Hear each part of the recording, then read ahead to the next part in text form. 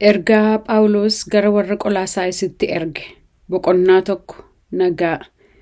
Ani Phaawulos fedha Waaqayyootiin ergamaa Kiristoos Yesuus kanan ta'e Ximootiyoos obboleessaa wajjin kana caafuu kooti. Kanaan obboloota Kiristoositti amananii Waaqayyoof qulqullaa'anii mandara Qolaasaayis jiraataniif nagaa koo nan dhiyeessa. Waaqayyo Abbaan keenya ayyaana nagaas isiniif haa kennu. Waaqayyoon galateeffachuusaa. Yemmuu isiniif kadhannu nu yeroo hundumaa Waaqayyoon Abbaa Gooftaa keenya Yesuus Kiristoos hin galateeffanna. Kiristoos Yesuusitti amanuu keessan warra Waaqayyoof qulqullaa'an hundumaa jaallachuu keessanis dhageenyeerra. Kana gochuun keessanis sababii abdiin Waaqarra isiniif kaa'amee jiruuf waa'ee abdii kanaa duraan dursitanii wangeela isa dhugaarraa dhageessaniittu. Wangeelli kunis isin bira jira. Guutummaa biyya lafaa keessa akkuma jiru, ija godhachaas akkuma bal'atu, erga gaafa isa dhageessanii ayyaana Waaqayyoos dhugumaan hubattanii akkasuma isin gidduuttis hojjechaa jira. Waa'ee ayyaana Waaqayyoo Ephaafiraas hidhata keenyaa isa jaallatamaarraa bartaniittu. Inni Kiristoosiif hojjetaa amanamaa ta'ee isiniif ergame. Waa'ee jaalala keessanii isa Hafuurri Qulqulluun kaase isatu nutti hime.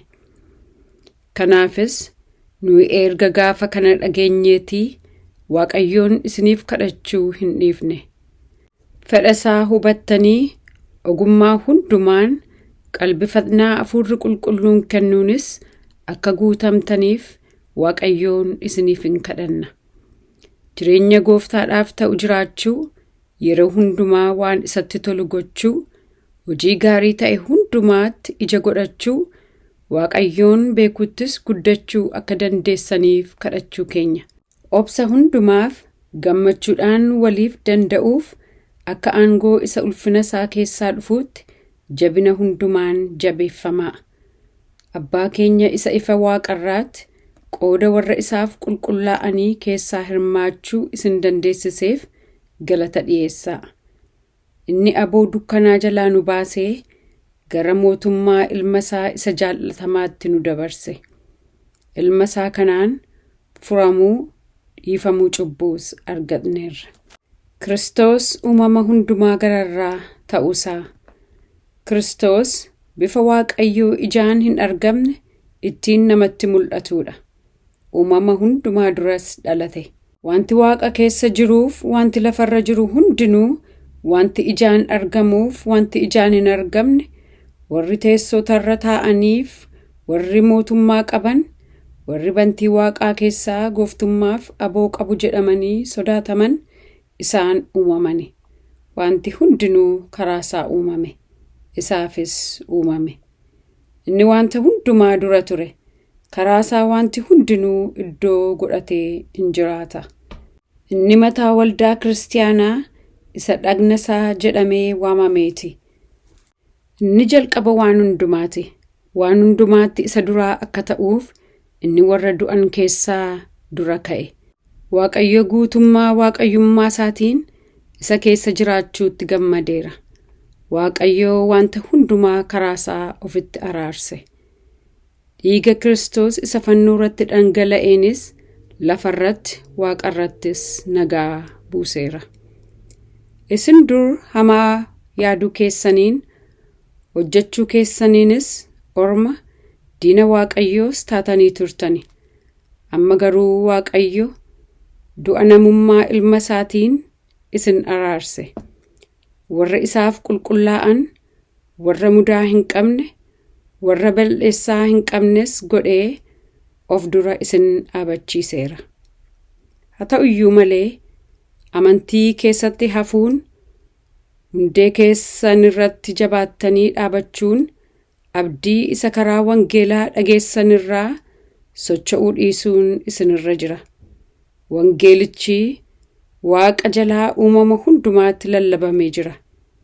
An Phaawulosis hojjetaasaa ta'eera. Hojii waldaa kiristaanaatti dadhabuusaa. Ani amma isiniif dhiphachuu kootiif nan gammada. rakkina Kiristoos rakkate keessaa hirmaachuudhaaf waan na duraa hir'ate anis dhagna isaatiif kana jechuun waldaa kiristaanaatiif foon kootiin rakkachuudhaan nan guuta.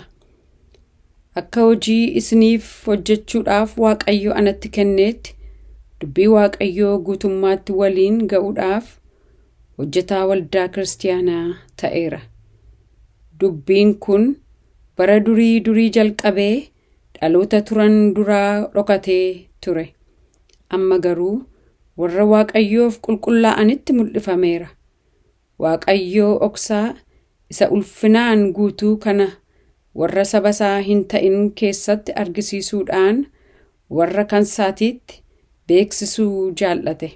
Oksaan mul'ifame kunis Kiristoos isa isin keessa jiruudha. Inni ulfina isin argachuuf jirtaniif abdii keessani. Nus isuma labsina. Namni hundinuu karaa Kiristoos nama ga'aa ta'ee fuula Waaqayyoo dura akka dhaabatuuf nama hundumaa hin gorsina. Ogummaa hundumaanis hin barsiifna. Jabina isaa isa humnaan ana keessaa hojjechaa jiruun kana gochuuf itti nan dadhaba. Wal'aansoon ittiin qabas. Boqonnaa 2. Amantii isaaniitiif dhimmuusaa. Ani isiniif warra Laadooqiyaatiif akkasumas warra fuula koo hin argin hundumaaf attam guddisee akkan dhama'aa ture akka beektan nan barbaada. Kana gochuun koos garaan isaanii ija jabinaan akka guutuuf jaalalaan walitti hidhamanii utuu jiranii badhaadhummaa amansiisa guutuu qabu isa hubannaa keessaa dhufu dhoksaa Waaqayyoo isa Kiristoos keessa jirus beekuu akka argattaniif badhaadhummaan ogummaaf beekumsaa hundinuu isa keessa dhokfamee jira. Kanas namni tokkollee dubbii nama wal'aalchisuun akka isin hin goomsineefan dubbadha. Fooniin yoon isin bira jiraachuu baadheyyuu hafuuraan isin biran jira. Toora gaarii isin qabdaniif Kiristoos Yesuusitti amanuutti jabaachuu keessan arguutti nan gammada.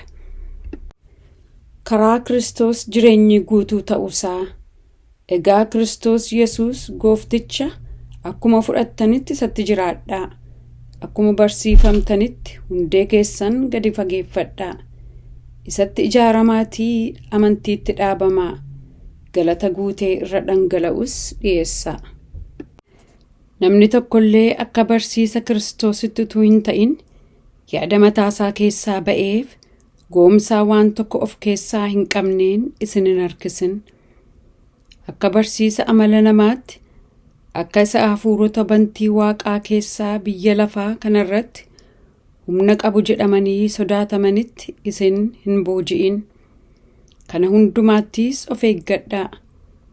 Guutummaan waaqayyummaa namummaa Kiristoos keessa in jiraata. Isinis isuma warra bantii Waaqaa keessatti gooftummaa qabaniif aboo qaban hundumaaf mataa ta'e sanaan gara guutummaa jireenyaa dhuftaniitu. Isinis immoo isumaan dhagna qabamtanii dhagna qabaan keessan garuu isa harkaan hojjetame utuu hin ta'in isa Kiristoos dhagna qabuu isaatiin namummaa foonii guutummaa isaa bal'eesseedha. Cuuphaadhaan Kiristoosii wajjin awwaalamtanii hojii aangoo Waaqayyoo isa warra du'an keessaa kaasetti amanuu keessaniin isinis immoo isaa wajjin du'aa kaafamtaniittu. Isinis irra daddarbaa keessaniif dhagna qabaa dhabuu keessaniif hafuuraan du'oo yoo taataniyyuu Waaqayyoo akka isin Kiristoosii wajjin jiraatoo taatan godheera. Irra daddarbaa keenya hundumaas nuuf dhiiseera. Wanta nurratti caafamee ture isa nutti hin tolin sana waan inni karaa seeraa nurraa barbaadu wajjin dugugee fannootti cinqaarsuu isaatiin iddoo isaatii bal'eesseera. Fannoo sanarrattis Kiristoos warra qilleensarraa gooftummaa qabaniif humna qaban harka duwwaa hambisee bakkeetti isaan mul'isuudhaan salphisee isaan agarsiise. Kanaafis waa'ee nyaataaf dhugaatiitti, waa'ee guyyaa ayyaanaatti, waa'ee baatii lakkaa'uutti yookiis waa'ee sanbata eeguutti namni tokkollee isinitti hin faradin. Isaan kun gaaddidduu wanta dhufuuf jiru sanaa duwwaadha. Wantichi inni dhugaan garuu kan Kiristoosi. Namni gad deebi'ee ergamoota Waaqarraa waaqessuu jaallate mul'ata argee tokko tokkoon himuudhaan sababii ga'uutuu hin qabaatin yaaduma garaa isaatiin of bogoksee galata isin hin dhabsiisin. Namni akkasii Kiristoos mataa dhagichaatti isa guutummaan dhagnaa ittiin soorame buusaaf ribuusaatiinis walitti hidhame guddina Waaqayyo biraa argatuunis guddatu sanatti hin jabaatu. Kiristoosii wajjin du'anii isaa wajjin jiraachuu. Kiristoosii wajjin taatanii hafuurota bantii Waaqaa keessaa biyya lafaa kanarratti humna qabu jedhamanii sodaataman jalaa erga duutanii immoo maaliif akka waan ammayyuu kan biyya lafaa taataniitti jiraattu ree? Maaliifis seerata isaanii jala of galchitu ree? Kana harkaan hin qabin, sana afaaniin hin qabin, isa kaanis hin tuqin hin jedhu. Wanti kun hundinuu immoo ittiin hojjetamanii akka dhumaa adeemaniif hin turre ree?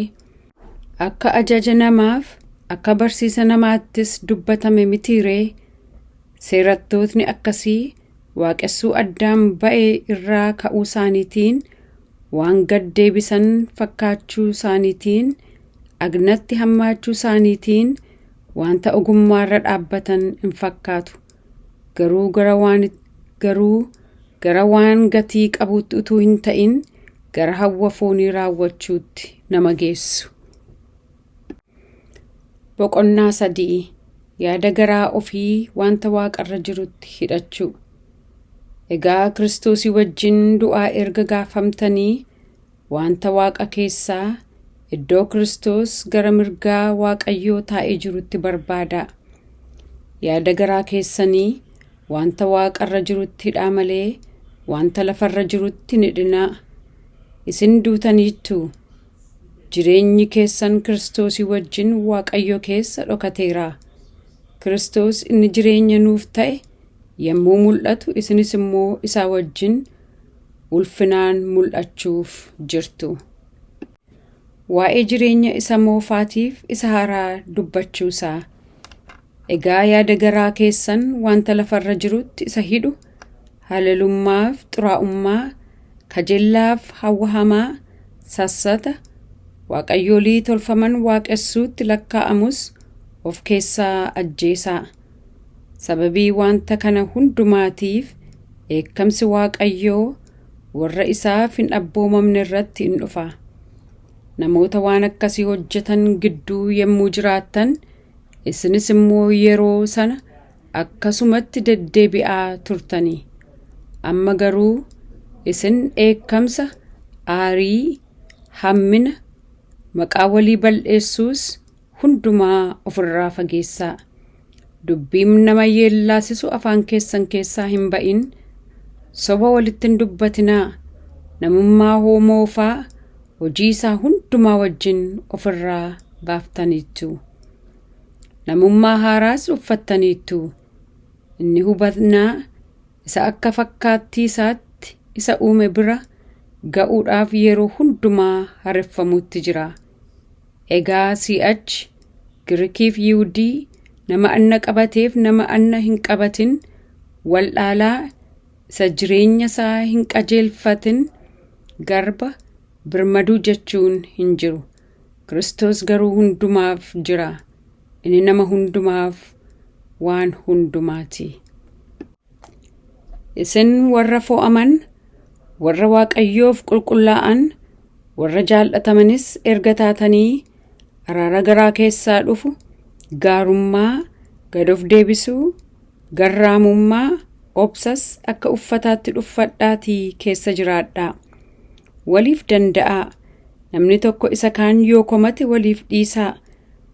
Gooftaan akkuma isiniif dhiise, isinis immoo waliif dhiisaa. Isaan kana hundumaa irrattis jaalala isa wanta hundumaa raawwatamaa godhee walitti hidhu qabaadhaa. Nagaan Kiristoos inni isin dhagna tokko ta'uudhaaf itti waamamtan garaa keessan keessatti hamoo. Warra galata galchanis ta'a. Dubbiin Kiristoos akka badhaadhummaa isaatti isin keessa haa jiraatu.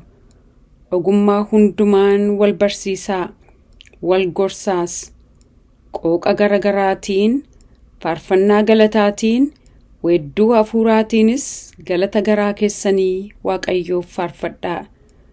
Dubbiidhaan yookiis gochaadhaan waanumti isin hojjettan hundinuu maqaa Gooftaa Yesuusiin haa ta'u. Isumaanis Waaqayyo Abbaadhaaf galata dhiyeessaa. Jireenya haaraa keessatti akka itti walii wajjin jiraatan gorsuusaa. Gooftaa duratti fudhatamaa akka ta'utti haati manaa abbaa manaa isheetiif abboomamtu. Atis abbaa manaa haadha manaa kee jaalladhu. Itti sin hammaatin. Ijoolle waan hundumaatti abboota keessaniif haadhota keessaniif abboomamaa. Kun Gooftaatti hin tola. Isinis immoo abboota nana. Yaanni isaanii akka hin bannetti ijoollee keessan tuttuqxanii hin aarsinaa. Isin warri garbummaa jala jirtan biyya lafaa kanarratti warra isin hojjechiifataniif akka isa nama gammachiisuuf ija laallatanii hojjetanitti utuu hin ta'in Gooftaa sodaachaa garaa qulqulluudhaan abboomamaa. Waanuma gootan hundumaa namaaf utuu hin ta'in akka waan Gooftaadhaaf hojjettaniitti garaa guutuudhaan hojjedhaa. Isin Kiristoos Gooftaadhaaf waan hojjettaniif isa Gooftaan ijoollee isaatiif qopheesse akka gatiitti isa biraa argattan beekaa. Namni bal'eessaa hojjetu bal'eessaa isa hojjetu sanaaf gatii in argata. Nama wal caalchisuun isa bira hin jiru. Boqonnaa 4 Gorsa garagaraa kennuusaa. Isin warri gooftummaadhaan nama hojjechiifattan ofii keessaniif waaqarraa Gooftaa akka qabdan beekaatii. Qabaa qajeelaadhaan warra garbummaadhaan isin jalatti hojjetaniif waan isaaniif ta'u godhaafi. Garaa galateeffatuuf yaada dammaqaadhaan kadhatatti cimaatii itti fufaa. Nu'is dhoksaa Kiristoos isa amma waa'ee isaatiif hidhamee jiru himuudhaaf Waaqayyo karaa dubbichaa akka nuuf banuuf nuuf kadhadhaa. Akka dubbachuun anaaf ta'utti dhoksaa kana mul'isee dubbachuudhaaf anaaf kadhadhaa. Yeroo isiniif kenname utuu hin dabarsin itti hojjechuudhaan namoota waldaa kiristaanaa keessa hin jirre wajjin akka itti jiraattan ogummaadhaan amaleeffadhaa. Haasaan keessan yeroo hundumaa gurratti kan tolu akka soogiddaas mi'aawaa ta'u. Namaaf adduma addaan deebii isaaf deebisuun ta'u beekaa. Gara dhumaatti nagaa dhaamuusaa. Tikiqoos obboleessis jaallatamaan hojii keessattis hidhatanii amanamaan waa'ee koo hundumaa isinitti himuuf jira. Nu hundumti keenya attamitti akka jirru isinitti himee garaa keessan akka jajjabeessuuf an gara keessanitti isa ergeera. Oneesimoos obboleessi amanamaaniif jaallatamaan isin keessaa tokko inni ta'e isaa wajjin hin dhufa. Isaan waan asitti ta'e tokko tokkoon isinitti hin himu. Arisxaarkoos inni ana wajjin hidhamee jiru nagaa isiniif hin dhaama. Maarqoos inni durbiin Barnaabaas akkasuma nagaa isiniif hin dhaama. Waa'ee Maarqoos kanaan dura dhaamsi isin ga'eera. Inni gara keessan yemmuu dhufu simadhaa. Yeshu'aan inni Yoosxoos jedhamus nagaa isiniif hin erga. Warra seera dhagna qabaa eegan keessaa isaan kana kophaatu mootummaa Waaqayyootiif anaa wajjin hojjeta. Isaan immoo guddaa na jajjabeessani. Ephaafraas hojjetaan Kiristoos Yesuus inni isin keessaa tokko ta'e nagaa isiniif hin erga. Isin namoota ga'an taatanii wanta Waaqayyo jaallatu jaallachuudhaanis guutamtanii jabaattanii akka kadhattaniif inni kadhataa isaatiin yeroo hundumaa isiniif in dhama'a. Inni isiniif warra Laodooqiyaaf warra Heraaphoolisiif hojjechuutti jabeessee akka dadhabe an dhugaa nan ba'aaf. Luqaas ogeessi qorichaa inni jaallatamaan, Deemaasis nagaa isiniif hin dhaamu. Obboloota Laodooqiyaa Addenimaafeet waldaa mana isheetti walitti qabamuuttis nagaa keenya nuuf himaa. Ergaan kun isin gidduutti erga dubbifamee booddee waldaa Laodooqiyaattis akka dubbifamu godhaa. Ergaa isa waldaa Laodooqiyaatti ergame immoo isin dubbifachuun isinirra jira. Arqiphoos immoo hojicha isaa karaa Gooftaa fudhate sana akka raawwatu godhi jedhaa. An Phaawulos nagaa kana harka kootiin isiniif caafa. Funyoo sibiilaatiin hidhamuu koo yaadadhaa. Ayyaanni Waaqayyoo isinii wajjin haa ta'u.